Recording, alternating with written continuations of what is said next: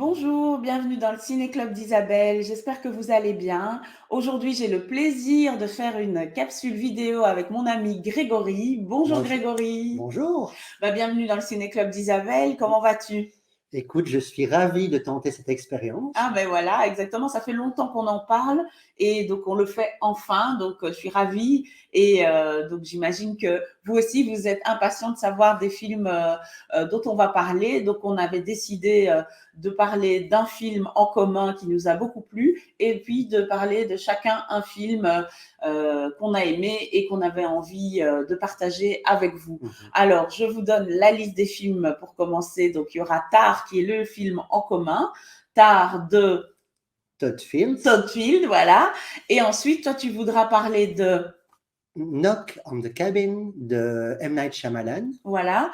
Et moi, j'avais envie de parler de Divertimento d'une réalisatrice française qui s'appelle Marie-Clarisse Mention Char et qui m'a vraiment beaucoup plu et que j'ai vu là récemment. Donc voilà. Donc, Grégory, as-tu envie de nous parler de toi ou de nous dire un peu pourquoi tu aimes tant le cinéma? Waouh! Alors ça, c'est quand même un défi comme question, ma chère Isabelle. Oui, mais tu Mais nous dis ce que tu as envie de nous dire, oui, évidemment. disons que le cinéma, pour moi, est une des passions vraiment principales de ma vie. Je pense qu'il y a eu trois flashs importants. Il y a eu Titanic, Jurassic Park, et puis plus tard, Mulholland Drive de David Lynch. Et ces films-là m'ont fait comprendre qu'il y avait une magie dans le cinéma. Et ça m'a ouvert les portes d'un imaginaire. J'ai compris que j'étais aussi très visuel et que je captais très rapidement aussi des flashs de scènes. Oui, Et voilà. Et je me suis dit, OK, le cinéma, il y a une mise en scène et il y a un savoir-faire qui crée de l'émotion.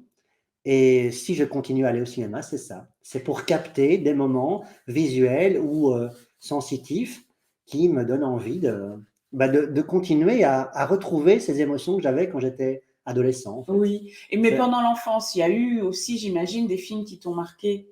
Oui, bien sûr. Alors là, il faudrait que je retrouve comme ça, tu me poses une Mais il n'y colle, a pas un mais film auquel tu penses quand je te pose la question là tout de suite. peut-être L'étrange Noël de Monsieur Jack, Ah oui, ce genre d'accord, de Tim film-là. Burton, oui. Ouais. Oui, et je peux Ça- comprendre qu'en tant qu'enfant, Tim Burton, c'est vraiment un univers très particulier. Et c'est vrai ouais. que c'était son envie déjà, lui, en tant que cinéaste, de communiquer auprès d'un jeune public un univers très particulier parce qu'il était certain que ce jeune public allait être vraiment avait envie de voir ce genre de choses au Ce cinéma. qui était quand même audacieux et risqué, vu Oui, son univers macabre. oui, c'est ça. Mais il Mais est comme il venait de arrivé. l'univers Ouais. Disney, il s'est dit, Ouais. mais je pense que j'ai envie de proposer autre chose qui correspond déjà plus à mes goûts à moi. Et je suis sûre que d'autres jeunes partagent cette envie de voir un univers plus macabre, justement, Oui, ou tout en à tout cas des fait. personnages moins lisses que ce qu'on Oui, pourrait voilà, voir oui, en chez effet. Disney. Et intelligemment proposé, justement, parce que, oui, c'est quelque part audacieux de la part de Tim Burton de proposer ces thématiques, mais au moins, il ne prend pas les enfants pour des abrutis, puisque les enfants aussi ont le droit de réfléchir sur ces sujets-là.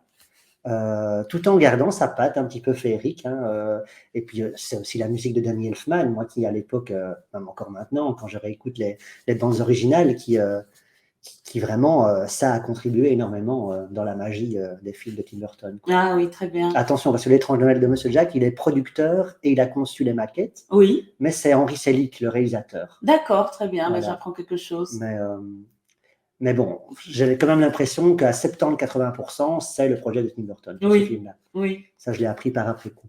oui.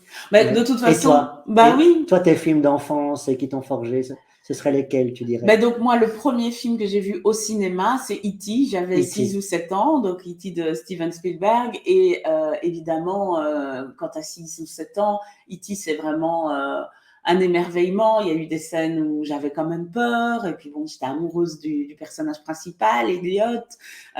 Et voilà, donc je suis très très reconnaissante de ma famille, auprès de ma famille, de m'avoir permis d'aller au cinéma à un si jeune âge. Après, effectivement, chez moi, je viens d'une famille de cinéphiles aussi, et donc j'ai eu la chance aussi de voir beaucoup de films à Mhm. la télé avec mes sœurs, avec mes parents. Et mes parents m'emmenaient quand même au cinéma régulièrement, je dirais une fois par mois. Donc j'ai vu vraiment les films toute cette époque-là, comme les Goonies, les Ewoks, puis certains Disney comme Merlin l'Enchanteur, et j'en passe. Puis après, un peu plus âgé, je dirais Maman, j'ai raté Oui, l'avion, ah oui. le J'aurais flic de pu aussi, Beverly Hills. j'aurais pu aussi citer forcément les Disney. Oui, Ça, en bien fait, sûr. la base pour moi, c'était les Disney. Oui. C'est étrange que je n'y ai pas pensé. Non, Et tu as mais raison, voilà, il faut voir si tu les as tous vus ces au films cinéma ou d'enfance. pas. Oui. Oui. Et on va commencer avec le On film y va? Tar. On y va. On se Vous êtes plonge prêts? dedans, c'est parti.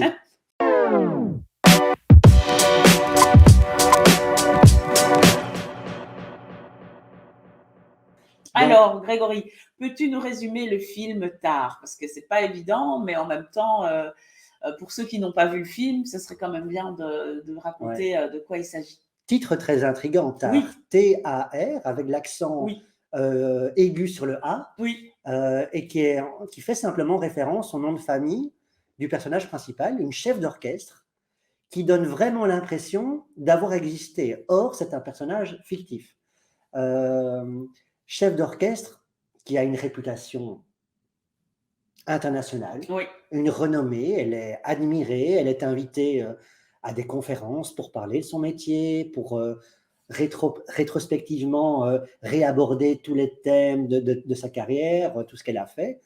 Elle donne aussi des formations. Oui, à la Juilliard School. Voilà. Juilliard, pardon. Merci de me le rappeler. Voilà.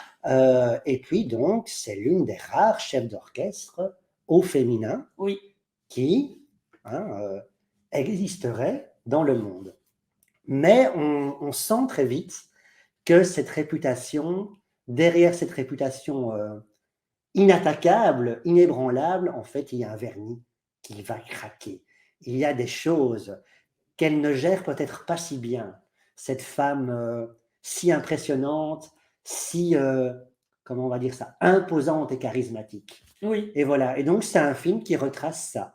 C'est, comment on va dire ça, le démantèlement progressif de sa réputation. Exactement, oui.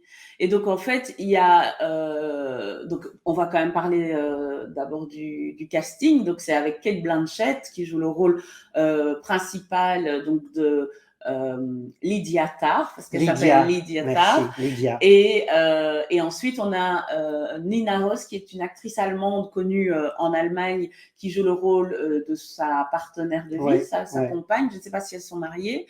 Et alors, on a aussi Noémie Merlan, cette comédienne française qu'on voit dans quelques films français actuels. Donc voilà pour le casting, mais on va y revenir plus tard parce que, évidemment, la prestation de Cate Blanchett, qui est nommée aux Oscars pour la meilleure actrice. Amplement méritée. Amplement méritée. Donc, on vaut la peine. Donc, on va en discuter tout de suite après.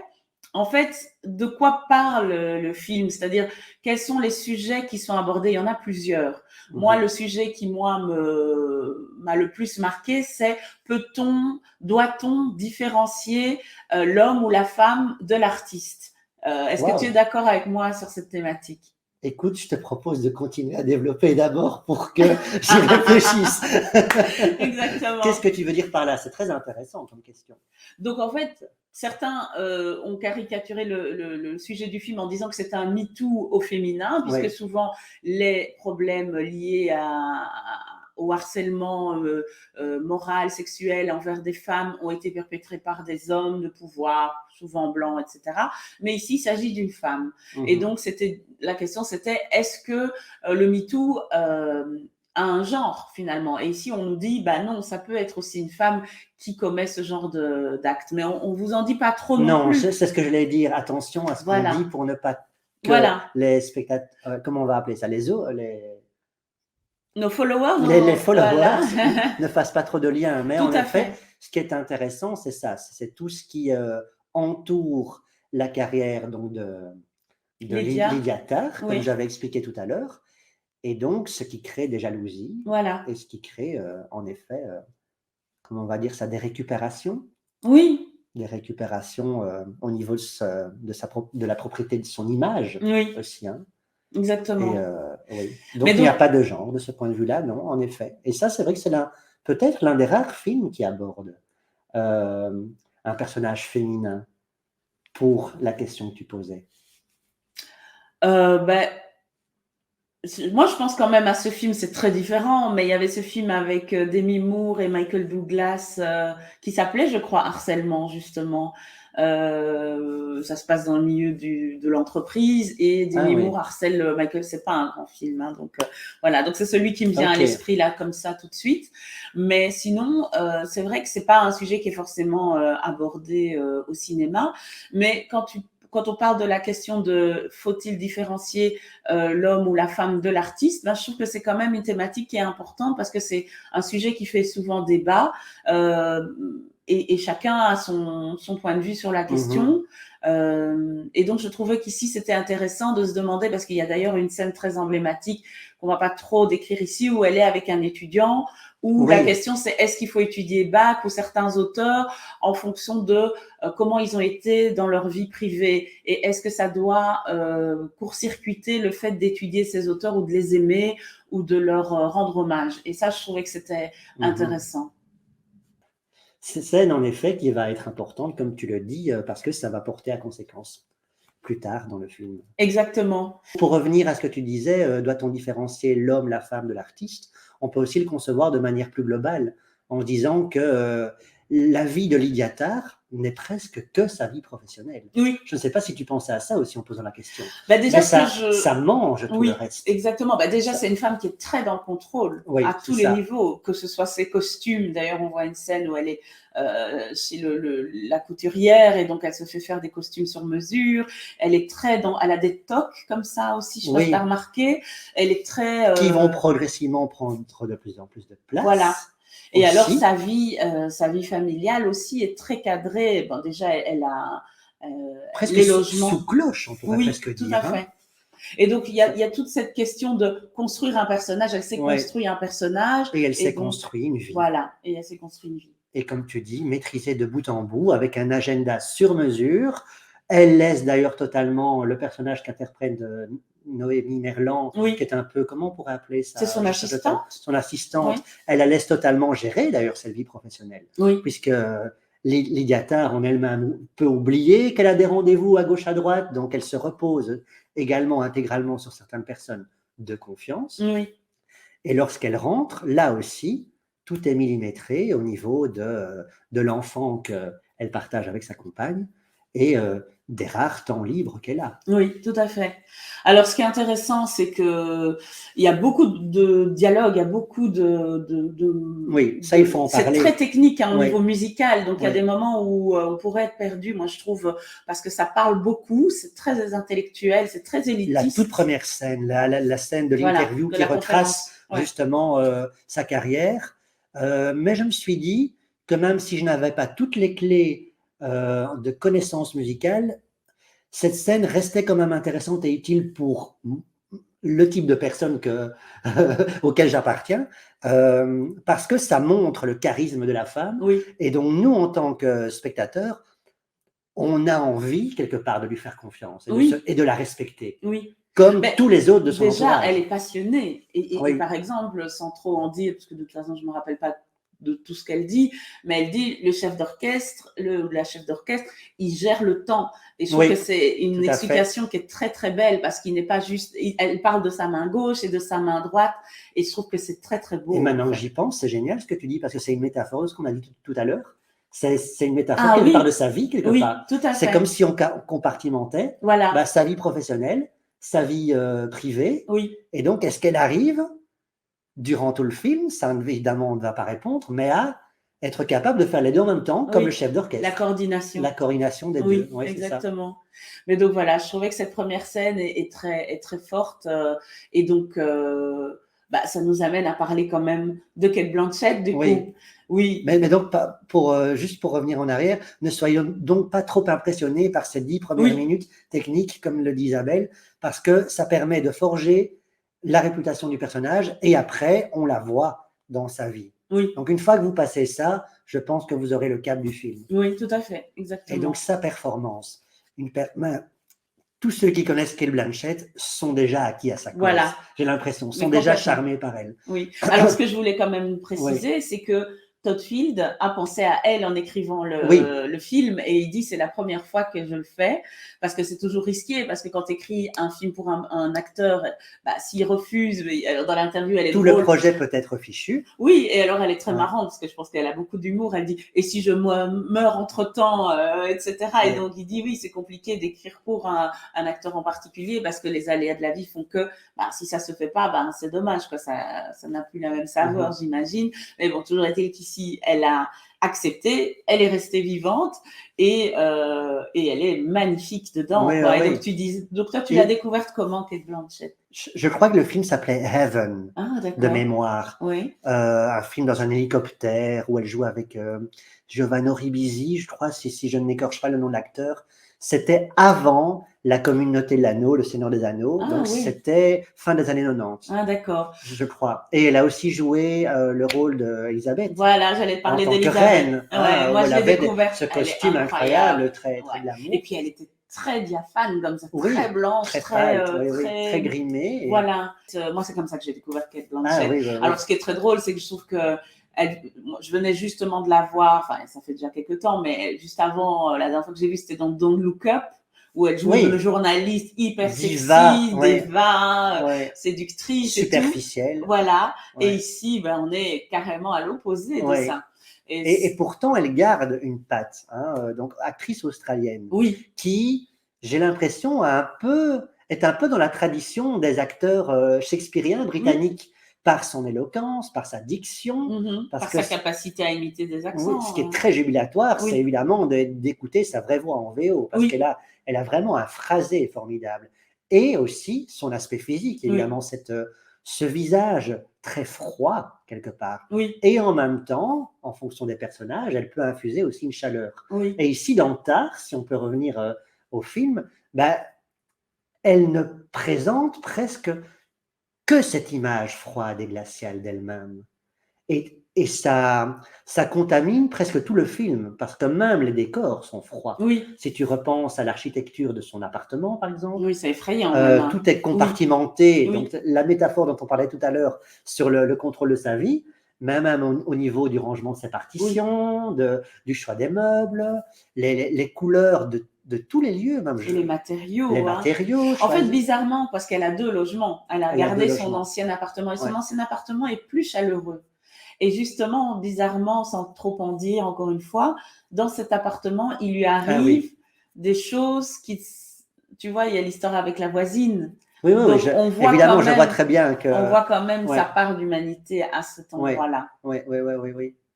Alors, il y a une autre chose encore à aborder sur Kate Blanchett et sa performance dans ce film-là, c'est son aspect jusqu'au boutiste. Ce qu'on entend musicalement parlant dans le film, c'est réellement elle en tant que chef d'orchestre qui a conduit les musiciens. Ah, tu ne savais pas? Non. Donc, c'est-à-dire que Deutsche Grammophon, le label très célèbre de musique classique, a réellement enregistré ce qu'on entend dans le film, l'a posé sur disque. Et d'ailleurs, dans les crédits de fin du film, on voit mené par Kate Blanchett. Donc, réellement, elle a étudié la musique et la coordination des mouvements. Donc, c'est pour ça que son personnage est crédible, parce que peut-être qu'intuitivement, nous, spectateurs, on sent que même l'actrice sait de quoi elle parle. Oui. En fait, si je me souviens bien, elle jouait déjà du piano à la base. Ça, je ne sais pas. Je pense qu'elle avait déjà appris des rudiments. La musique, mais après, elle s'est vraiment... ça, c'est quand même dingue de se dire que cette qualité-là, on l'a réellement. Il n'y a rien qui a été trafiqué par le réalisateur par après. Parce que dans d'autres films, peut-être, on pourrait avoir une doublure. Oui, voilà, et engager l'acteur juste pour singer quelques mouvements rapides. Mais elle a réellement dû retenir chacun des mouvements. Ah, waouh, c'est impressionnant. Ça m'impressionne. Avec toujours ce côté décalé, si je ne dis pas d'ânerie, parce que moi, je suis nul en musique classique. Le décalage avec la musique. Oui, c'est ça. Oui. Qui, par moment, m'a dérangé. Elle doit anticiper, en fait. Oui, exactement. Puisque le chef d'orchestre est bien plus qu'un guide. Oui. Sans chef d'orchestre, tout est détruit. D'une certaine manière, non? Non, je pense que, je vais en parler plus tard dans Divertimento, justement, ils expliquent qu'il existe des orchestres sans chef d'orchestre, mais c'est juste qu'à un moment donné, chacun fait sa sauce et donc ça se délite un petit peu en fait. Oui, Donc le chef d'orchestre, c'est lui qui maintient ensemble l'orchestre, qui fait l'unité. que Oui, voilà, oui, que oui. ça reste cohérent. C'est Ouais. ça, oui. Mais des musiciens pourraient tout à fait jouer seuls. Mais elle, on apprend, quand on voit son personnage, qu'elle peut énormément influencer la Oui, qualité ou non. oui, Puisque exactement. vers le début, d'ailleurs, elle ose donner sa recette. Elle Oui, donne des conseils à un concurrent, à un voilà. collègue qui se dit, mais comment fais-tu pour avoir cette étincelle, cette magie? Oui, c'est ça, et Ça- c'est pour dire aussi à quel point un chef d'orchestre n'est pas l'autre, et oui, qu'avec deux chefs d'orchestre différents, on aura un oui, concert c'est ça. différent. Ouais.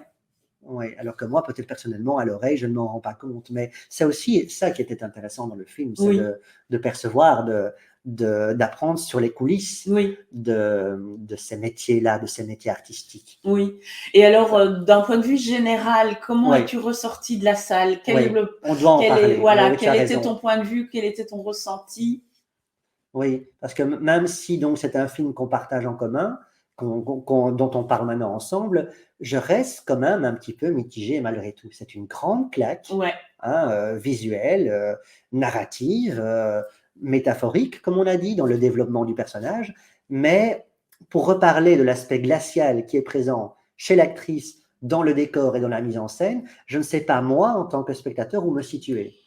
Donc, parce qu'à aucun moment, je n'ai pu réellement m'identifier à son personnage, l'apprécier. Il y a même eu des moments où, ou tu la détestes?